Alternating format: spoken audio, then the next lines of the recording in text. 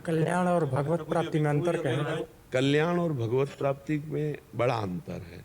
जैसे तप लोक जाना, महालोक जाना, जन लोक जाना, सत्य लोक जाना, ये कल्याण है।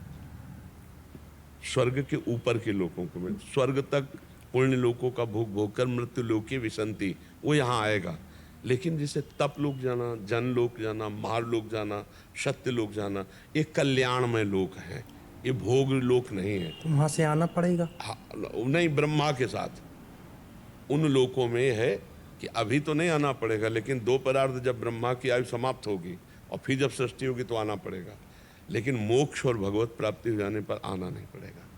इन लोकों में ये आने जाने आ ब्रह्म स्तंभ पर्यंतम सर्वम मायामयम जगत, यहाँ तो आना जाना पड़ेगा।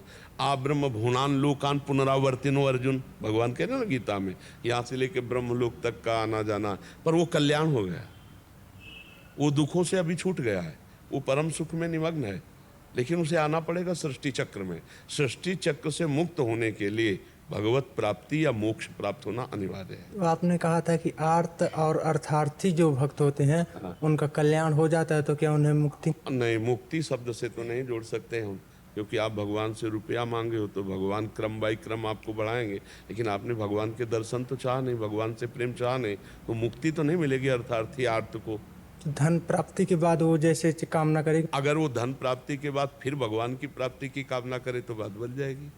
लेकिन केवल धन प्राप्ति से उसका कल्याण का मतलब मंगल शुरू हो गया, अब वो दुख निवृत्ति की तरफ बढ़ रहा है, लेकिन उसको भगवत प्राप्ति थोड़ी हो गई। तो उसके बाद कर तो सकता है ना? धन प्राप्ति के बाद वो अग्रसर, अगर वो भगवान को भूल गया तो फंस जाएगा। भूल सकता है? हाँ, क्यों नहीं भूल सकता है। धन का ऐसा प्रमाद है, इसीलिए तो रोज सत्संग सुना जाता है, भगवान से प्रार्थना की जाती है कि मैं भूल न जाऊं। आपको उदाहरण दे दें, अक्रूर जी का नाम सुना है, बड़े भागवत थे, महाभागवत थे।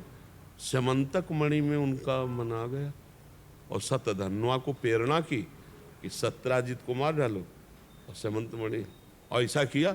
सत्राजित जब मारा गया तो उनका समंतक मणि हमें दे दे, क्योंकि भगवान खोज करेंगे फिर तेरे को मार डालेंगे अगर तेरे पास समंतक मणि निकलेगी। और बात उल्टा हुई कि पहले भगवान ने मार डाला, फिर खोज की समंतक मणि तो उनके पास थी नहीं।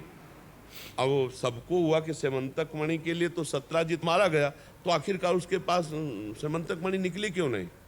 तो लगा कि मतलब क्या कपट हो रहा है बीच में। भगवान बलराम जी को और सत्यभामा को लगा कि भगवान ऐसा क्यों बोल रहे हैं कि समंतक मणि नहीं, मतलब एक संशयात्मक वृत्ति भगवान के ऊपर भी चली गई। धन बहुत विचित्र खेल है। भगवान ने बुलाया अक्रूर जी को, अक्रूर जी काशी चले गए थे, काशी में यज्ञ कर रहे थे। भगवान ने बुलाया, कहा चाचा जी मुझे पता है बड़ी बड़ी यज्ञ हो रही हैं आपकी। तो समंतक मणि 8 बार सोना रोज देती थी, उसी से सब उनका समंतक मणि दिखा दो। हम लेंगे नहीं, दिखा दो, मैं पता है आपके पास ही है, सबका संशय दूर हो जाए। समंतक मणि के कारण भगवान को छोड़कर द्वारिका से काशी चले गए थे और समंतक मणि की प्रधानता हो गई। और इंद्रनील मणि श्याम मनोहर ठाकुर जी उनको गौड़ नजर आने पर, ये धन है, ये धन कभी भी भगवान की माया है।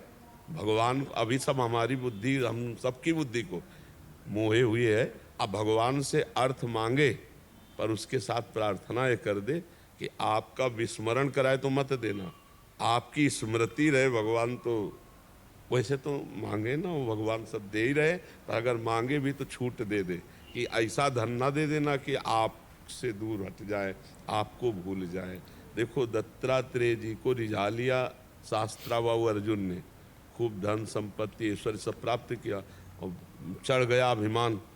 तो जमदग्नि जी का कितना बड़ा अपमान किया, और यहाँ तक कि फिर उनके पुत्रों ने गला, तो फिर 21 बार हर्षे से भगवान परशुराम जी ने। तो ये बहुत विचित्र भगवान की माया है बच्चा।